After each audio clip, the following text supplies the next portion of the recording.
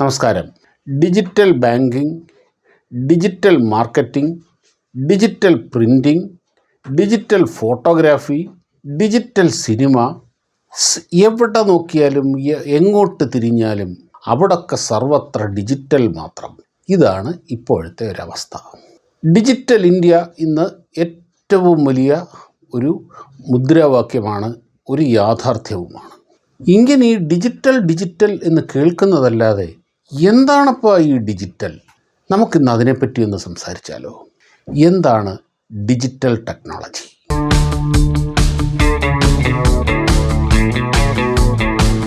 Video എല്ലാവർക്കും ഇഷ്ടപ്പെടുന്നുണ്ട് എന്നാണ് ഞാൻ കരുതുന്നത്. എല്ലാവരും പരമാവധി സപ്പോർട്ട് ചെയ്യണം. ഇത് കുട്ടികൾക്കും മുതിർന്നവർക്കും ശാസ്ത്ര കുതുകികളായിട്ടുള്ള എല്ലാവർക്കും ഇത് എത്തിച്ചു കൊടുക്കണം, അനുഗ്രഹിക്കണം, വിമർശിക്കണം.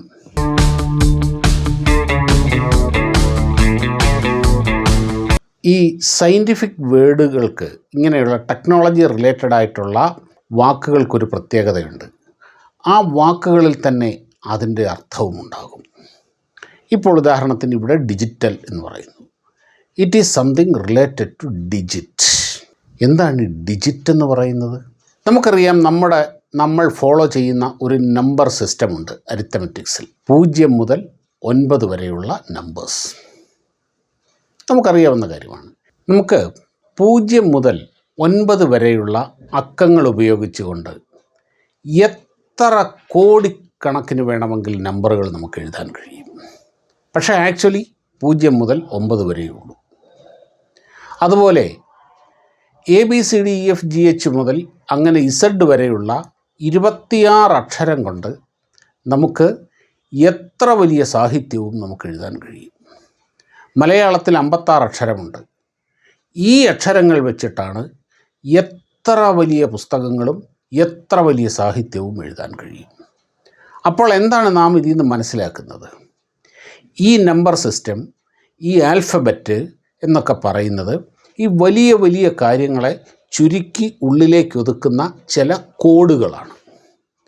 അത് നമ്മൾ പഠിച്ചെടുക്കുമ്പോൾ നമുക്ക് ഭാഷയിൽ പ്രാവീണ്യം കിട്ടുന്നു. നമ്പർ സിസ്റ്റം പഠിച്ചെടുക്കുമ്പോൾ നമുക്ക് കണക്കിൽ ഒരു പ്രാവീണ്യം, നമുക്കത് മനസ്സിലാക്കാൻ കഴിയുന്നു. അപ്പോൾ വലിയ കാര്യങ്ങളെ, എത്ര വലിയ കാര്യങ്ങളെയും ഇതേപോലെയുള്ള കോഡിങ്ങിലൂടെ കോഡ് ചെയ്ത് വളരെ ചെറുതാക്കി എടുക്കാൻ കഴിയും. ഇത് തന്നെയാണ് സുഹൃത്തെ ഡിജിറ്റൽ ടെക്നോളജി എന്ന് പറയുന്നത്. നമുക്ക് നമ്പറിൻ്റെ കാര്യം തന്നെ എടുക്കാം. നമ്മൾ പറഞ്ഞു 0 മുതൽ 9 വരെയുള്ള 10 നമ്പറുകൾ. ഈ നമ്പർ വെച്ച് നമുക്ക് എത്ര വേണമെങ്കിലും ഉണ്ടാക്കാം. എന്നാൽ ഈ അടിസ്ഥാനപരമായ നമ്പർ എന്ന് പറയുന്നത് 2 എണ്ണമേ ഉള്ളൂ. അത് 0ഉം 1ഉം മാത്രമാണ്. മനസ്സിലായില്ലേ? ആലോചിച്ച് ഒന്നുകൂടെ ഇരുത്തി ഒന്ന് ചിന്തിച്ച് നോക്കി, അങ്ങനെയല്ലേ എന്ന്.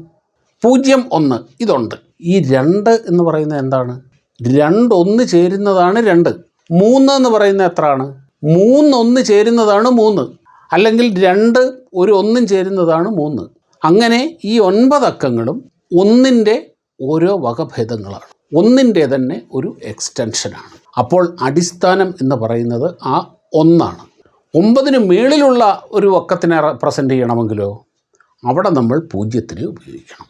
1ഉം അതിൻ്റെ ഇപ്പുറത്തൊരു 0 ഇട്ട് കഴിഞ്ഞാൽ അടുത്ത നമ്പറായി. അടുത്ത നമ്പറിലേക്ക് പോകണമെങ്കിലോ ആ 1ഉം ഒരു 1ഉം കൂടെ ഇട്ട് കഴിഞ്ഞാൽ അടുത്ത നമ്പറായി. ഇങ്ങനെ എത്ര ഭീമമായ നമ്പറുകളെയും ഈ 0, 1 എന്ന ഈ 2 അക്കങ്ങൾ കൊണ്ട് റെപ്രസെൻ്റ് ചെയ്യാൻ കഴിയും.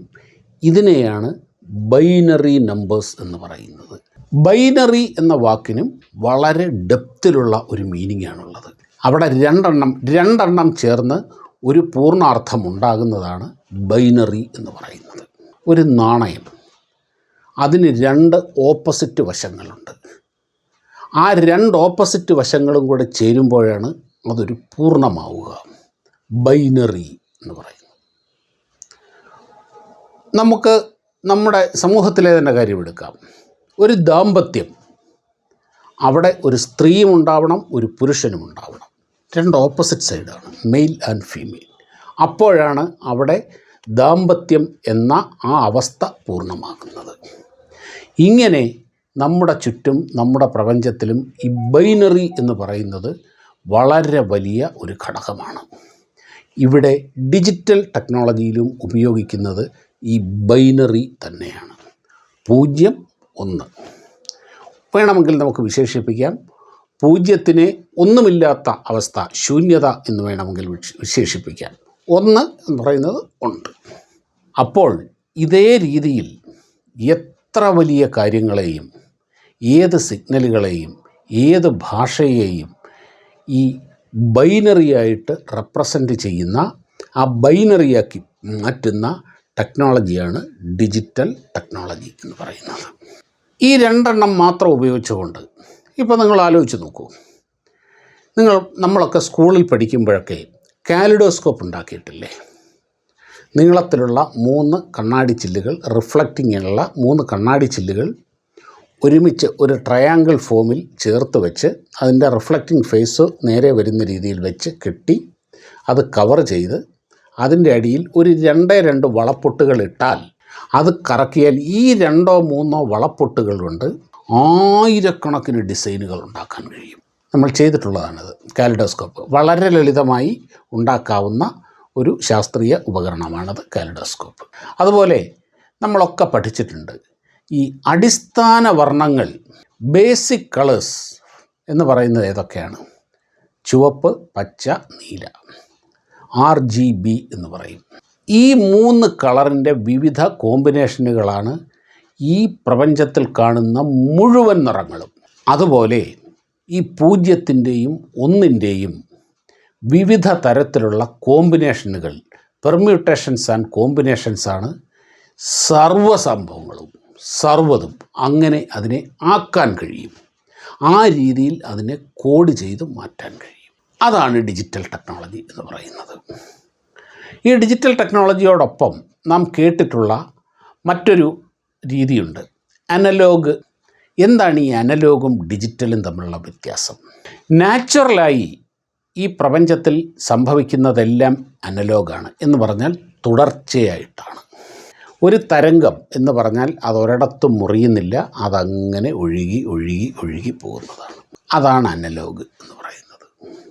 ഒരു പുഴ ഇങ്ങനെ ഒഴുകുന്നു, അത് എങ്ങും മുറിയുന്നില്ല, ഒഴുകിക്കൊണ്ടേയിരിക്കുന്നു, തുടർച്ചയായി ഒഴുകിക്കൊണ്ടേയിരിക്കുന്നു. അപ്പോൾ കുറച്ച് കാലം മുമ്പ് വരെ ഇപ്പോൾ റേഡിയോ സിഗ്നലുകൾ, ടെലിവിഷൻ സിഗ്നലുകൾ ഇവയെല്ലാം അനലോഗ് ടെക്നോളജി ആയിരുന്നു. എന്ന് വെച്ച് കഴിഞ്ഞാൽ റേഡിയോ തരംഗങ്ങൾ അങ്ങനെ ഒഴുകിപ്പോയിക്കൊണ്ടേയിരിക്കും, അന്തരീക്ഷത്തിലൂടെ വരും, അന്തരീക്ഷത്തിലൂടെ വന്ന് ആൻറ്റിന അതിനെ പിടിച്ചെടുത്ത് ആ ചെറിയ സിഗ്നലുകൾ ഉണ്ടാക്കുന്ന ചെറിയ വൈദ്യുതി പ്രവാഹത്തിനെ കൺവെർട്ട് ചെയ്ത് മാറ്റി അതിനെ TV ഇമേജുകളായിട്ടും ശബ്ദമായിട്ടും ഒക്കെ നമ്മളെ കേൾപ്പിക്കും. പഴയ കാലത്തെ ടേപ്പ് റെക്കോർഡർ ഓർമ്മയുണ്ടോ? അതിലെ കാസറ്റുകൾ ഓർമ്മയുണ്ടോ? എത്ര വലിപ്പമുണ്ടൊരു കാസറ്റിന്?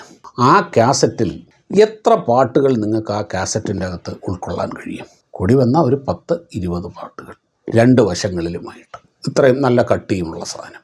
ഒരു വീഡിയോ കാസറ്റിൽ ഏറിയാൽ ഒരു സിനിമ നിങ്ങൾക്ക് കാണാൻ കഴിയും, വെക്കാൻ കഴിയും. അത് അതിൻ്റെ അകത്തെ മാഗ്നറ്റിക് ടേപ്പിലെ ആ മാഗ്നറ്റിക് സ്ട്രിപ്സിനെ അതിൻ്റേതായ രീതിയിൽ അറേഞ്ച് ചെയ്തുകൊണ്ടാണ് കാസറ്റിൽ സിനിമയും ശബ്ദവും ഒക്കെ റെക്കോർഡ് ചെയ്യുന്നത്.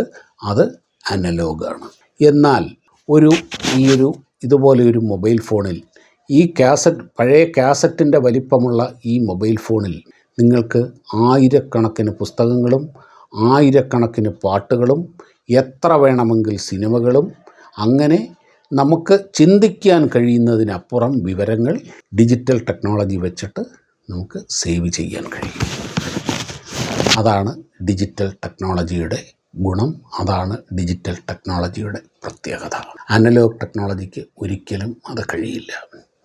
ഈ ഒരു മൊബൈൽ ഫോണിലുള്ള അത്രയും സിഗ്നൽസ്, വിവരങ്ങൾ നിങ്ങൾ ഒരു കാസറ്റിലേക്ക് അനലോഗാക്കി മാറ്റി സൂക്ഷിക്കുകയാണെങ്കിൽ ഒരു കെട്ടിടം മുഴുവനും നിറയും.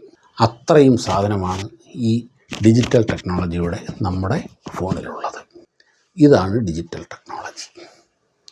ഇതിൻ്റെ ഗുണം എന്താണ് എന്ന് വെച്ചാൽ 2-3 വളപ്പൊട്ടുകൾ കൊണ്ട് പതിനായിരക്കണക്കിന് ഡിസൈനുകൾ ഒരു കാലിഡോസ്കോപ്പിൽ ഉണ്ടാകുന്നത് പോലെ ഈ ഡിജിറ്റൽ ടെക്നോളജിയുടെ സാധ്യതകൾ അനന്തമായിട്ട് കിടക്കുകയാണ്.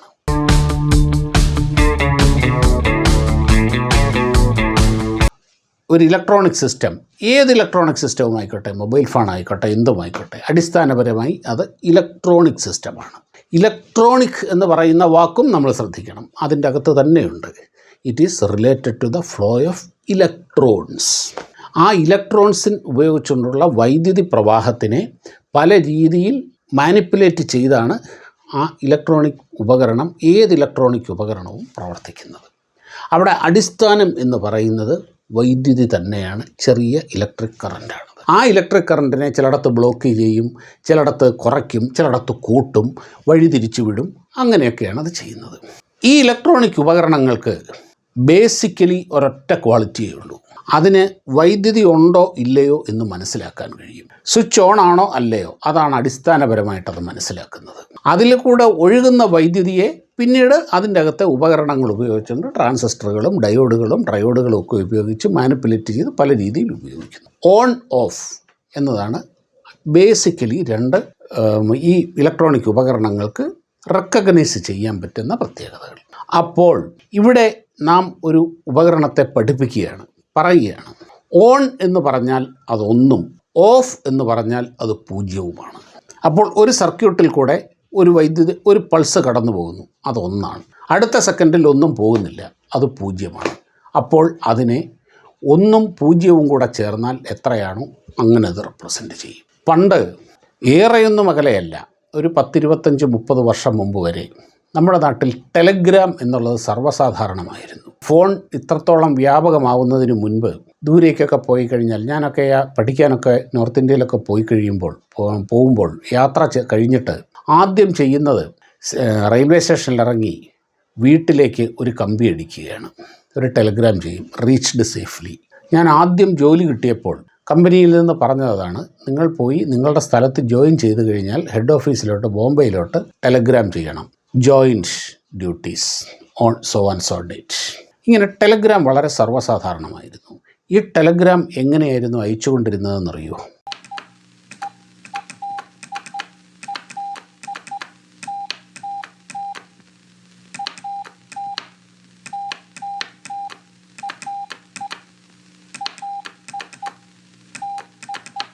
അത് കോഡ് വഴിയാണ്, മോഴ്സ് കോഡ് എന്ന് പറയും.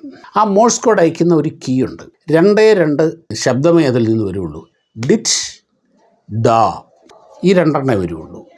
ഡിറ്റ് ഡാ, ഡിറ്റ് ഡിറ്റ് ഡിറ്റ് ഡിറ്റ് ഡിറ്റ് ഡിറ്റ് ഡിറ്റ് ഡാ, ഡിറ്റ് ഡിറ്റ് ഡാ, ഇതെല്ലാം ഓരോ അക്ഷരങ്ങളാണ്. ഡിറ്റ് എന്ന് പറഞ്ഞാൽ എ, എനിക്കത് ഓർമ്മയില്ല, അങ്ങനെയാണെന്ന് വിചാരിക്കുന്നു. ഡിറ്റ് എന്ന് പറഞ്ഞാൽ എ, ഡിറ്റ് ഡിറ്റ് എന്ന് പറഞ്ഞാൽ ബി, ഡിറ്റ് ഡിറ്റ് ഡാ എന്ന് പറഞ്ഞാൽ സി. അങ്ങനെയാണ് ഇത് 26 അക്ഷരങ്ങളെയും ഈ 2 ശബ്ദം വെച്ചിട്ട് അത് റെപ്രസെൻ്റ് ചെയ്യുന്നത്. അപ്പോൾ ഇവിടെ നിന്ന് അടിക്കുമ്പോൾ, ഇങ്ങനെ അടിക്കുമ്പോൾ ഇതിൻ്റെ എവിടെയാണോ ഇത് ചെല്ലേണ്ടത് അവിടെ അത് രേഖപ്പെടുത്തും. ഇങ്ങനെയാണ് ടെലഗ്രാം വർക്ക് ചെയ്തിരുന്നത്. ഇതുപോലെ ഇതിൻ്റെയൊക്കെ ഒരു 1000കണക്കിന് മടങ്ങ് എക്സ്റ്റെൻഡഡ് ആയിട്ടുള്ള വികസിപ്പിക്കപ്പെട്ട ടെക്നോളജിയാണ് ഈ ഡിജിറ്റൽ ടെക്നോളജി, ഇന്ന് ഉപയോഗിക്കുന്ന ഡിജിറ്റൽ ടെക്നോളജി. എല്ലാ വിവരങ്ങളെയും പൂർണ്ണമായും ഈ രീതിയിൽ ഡിജിറ്റുകളാക്കി മാറ്റുകയാണ്. ഡിജിറ്റുകളാക്കി മാറ്റി അതിനെ ഡിജിറ്റുകളായിട്ട് കോഡ് ചെയ്യുകയാണ്. കോഡ് ചെയ്തിട്ട് അതിനെ വീണ്ടും ഡീകോഡ് ചെയ്തെടുക്കുകയാണ്.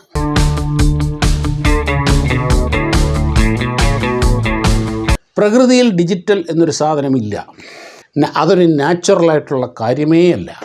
ഡിജിറ്റൽ ആക്കി മനുഷ്യൻ മാറ്റുകയാണ്. 1, 2, 3 ഇതൊന്നും പ്രകൃതിയിലുള്ള സാധനമല്ല, നമ്മുടെ സൗകര്യത്തിന് വേണ്ടി നമ്മൾ ഉണ്ടാക്കിയതാണ്. അപ്പോൾ പ്രകൃതിയിൽ ഇല്ലാത്തത് കൊണ്ട് പ്രകൃത്യാ ഉണ്ടാകുന്ന എല്ലാ സിഗ്നലുകളും ഡിജിറ്റൽ സിഗ്നലുകളല്ല. അവ എല്ലാം അനലോഗ്, തുടർച്ചയായി ഉണ്ടാകുന്ന അനലോഗ് സിഗ്നലുകളാണ്. ഈ അനലോഗ് സിഗ്നലുകളെ ഡിജിറ്റൽ സിഗ്നലാക്കി മാറ്റി എന്നിട്ടാണ് അതിനെ പല രൂപങ്ങളിലേക്ക് മാറ്റുന്നത്. അവയെയാണ് പലയിടത്തേക്ക് അയക്കുന്നത്. അവയെയാണ് നാം അത് സംഗീതമെങ്കിൽ സംഗീതം, വിഷ്വൽസ് എങ്കിൽ വിഷ്വൽസ്, സിനിമയെങ്കിൽ സിനിമ, ഫോട്ടോ എങ്കിൽ ഫോട്ടോ, ഇവയെല്ലാം ഡിജിറ്റലാക്കി മാറ്റും. ഡിജിറ്റലാക്കി മാറ്റി വേണ്ട കാര്യങ്ങൾ വരുത്തി അവിടെ സൂക്ഷിക്കും. എപ്പോഴാണോ നമുക്കത് ആവശ്യമുള്ളത് അതിനെ വീണ്ടും അനലോഗായിട്ട് നമ്മൾ കാണും. കാരണം നമ്മുടെ കണ്ണുകൾക്ക് അനലോഗ് സിഗ്നലുകളെ മാത്രമേ പ്രോസസ്സ് ചെയ്യാൻ കഴിയുകയുള്ളൂ. അതുമാത്രമാണ് പ്രകൃത്യ ഉള്ളത്. അപ്പോൾ analogue to digital, digital to analogue, ഇതാണ് ആ രീതി എന്ന് പറയുന്നത്. ഇങ്ങനെ ചെയ്യുന്നത് കൊണ്ടാണ് ഒരു ചെറിയ പെൻഡ്രൈവിൽ എത്രയോ സിനിമകൾ ഇന്ന് നമുക്ക് റെക്കോർഡ് ചെയ്യാൻ കഴിയും. നിങ്ങളുടെ കയ്യിലിരിക്കുന്ന ഈ ഒരു മൊബൈൽ ഫോണിൽ ആയിരക്കണക്കിന് പുസ്തകങ്ങൾ നിങ്ങൾക്ക് സ്റ്റോർ ചെയ്യാൻ കഴിയും. ഒരിക്കലും ഒരു അനലോഗ് ടെക്നോളജിയിൽ അത് കഴിയില്ല. ഇപ്പോൾ എന്താണ് ഡിജിറ്റൽ ടെക്നോളജി, എന്താണ് അനലോഗ്, എന്താണ് ഇവ തമ്മിലുള്ള വ്യത്യാസം എന്ന് ഏകദേശം നിങ്ങൾക്ക് മനസ്സിലായിട്ടുണ്ടാകും എന്ന് പ്രതീക്ഷിക്കുന്നു. നമസ്തേ.